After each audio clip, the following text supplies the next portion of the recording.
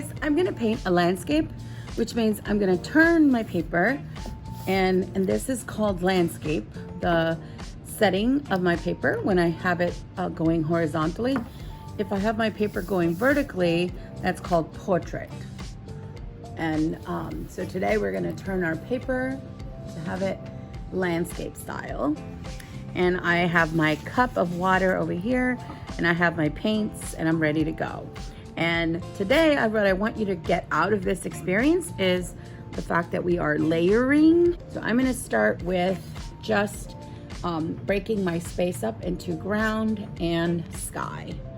So I'm gonna start with maybe some white in the background. My paint is a little dirty, so some other color came through, that's okay. I'm gonna put a teeny bit of blue in here to make my sky nice and beautiful. And the sky does not need to be blue, guys. It could be any color. I'm gonna actually lighten this up quite a bit. Fill up my sky.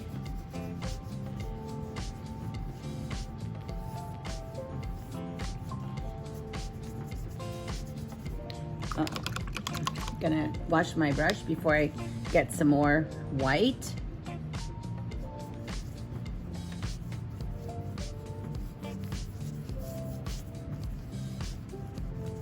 And my paint is wet right now, so that's why it's easy to mix. Okay, and I'm going to put some, maybe make some green down here. I want to lighten it up a little bit.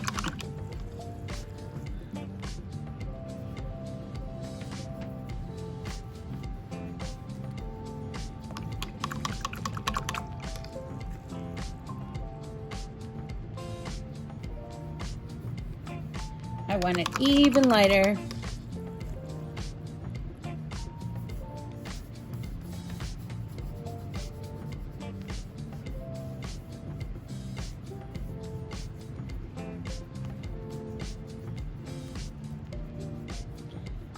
So,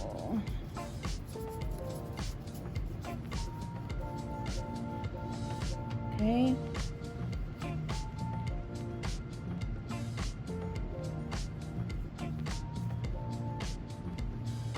Okay. I'm gonna let this dry and I'll come back to add more to my painting.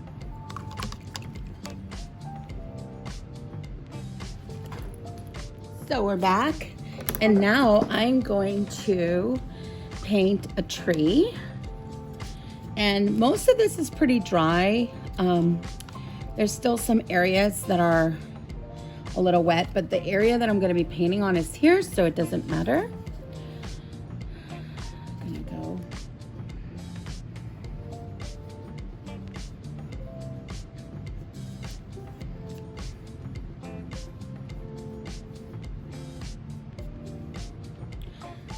So sometimes my students will paint a tree first and then try to paint the sky after.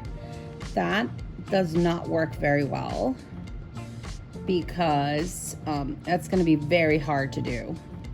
So always do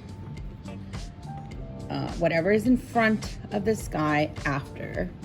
I'm just doing some branches. Okay.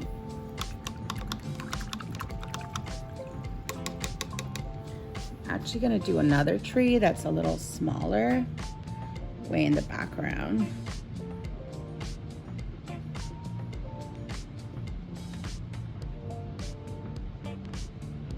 Okay.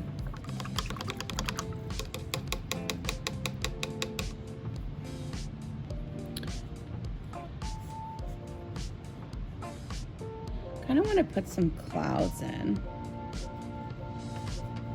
Now that the blue is dry, the white won't mix. So I can put some white clouds in there.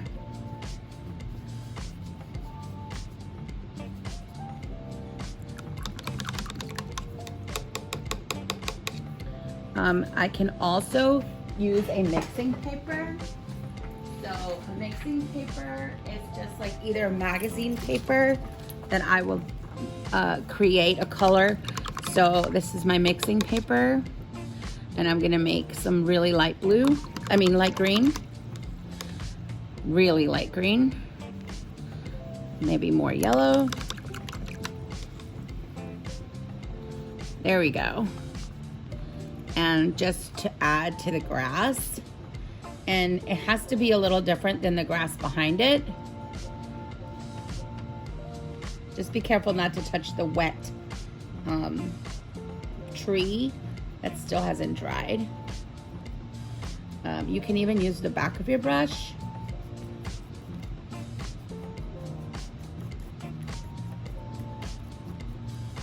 Excellent. Okay. And you wouldn't add those details back here because that's far away. You can't see individual grass blades back there. And now I'm going to add leaves to my tree, and I think it's going to be in the fall. And I want to make some orange.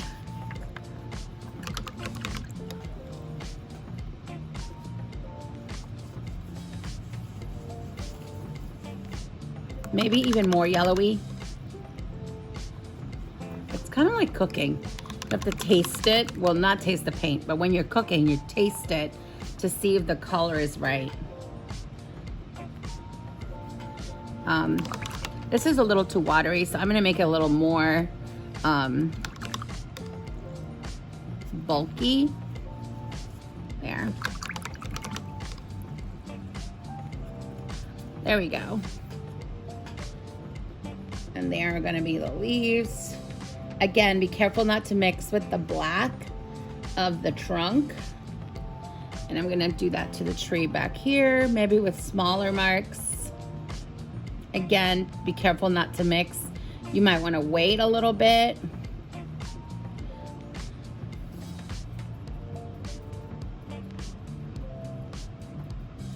So this is just an example of how you work in layers, and that in painting, you can always come back afterwards and use the element of the parts that are dry to add more details, and that you're always working with wet on wet paint or wet on dry paint, and that you can use both skills, both techniques to create your work.